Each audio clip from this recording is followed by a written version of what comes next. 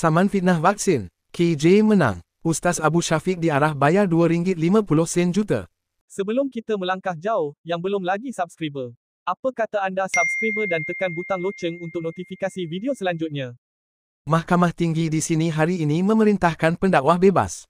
Muhammad Rashid Mohammad Alwi membayar ganti rugi sebanyak RM2.5 juta kepada bekas Menteri Kesihatan Airi Jamaluddin kerana memfitnah berhubung vaksin COVID-19.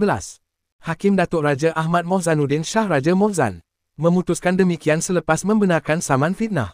Dikemukakan Airi selaku plaintiff terhadap Muhammad Rashid atau dikenali sebagai Ustaz Abu Syafiq sebagai defendan dalam kes saman itu. Selain ganti rugi RM2.5 juta, mahkamah turut memerintahkan defendan membayar kos sebanyak RM50,000 terhadap plaintiff.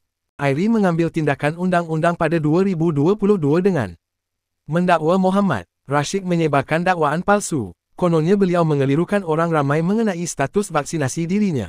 Pada perbicaraan kes saman itu, peguam memberitahu mahkamah Muhammad Rashid menyiarkan kenyataan yang disangkal itu di media sosial untuk mempersendakan Airi yang bertanggungjawab menyelaras program vaksinasi COVID-19 negara.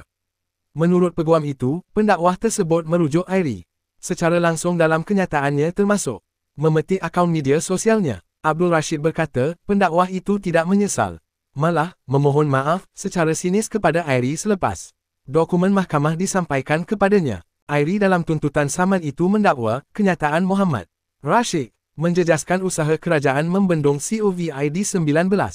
Sebelum ini, prosiding keputusan kes itu ditangguh berikutan kematian bapa mentua Airi, Tun Abdullah Ahmad Badawi, 85, yang juga Perdana Menteri kelima pada pukul 7.10 malam, 14 April lalu, di Institut Jantung Negara.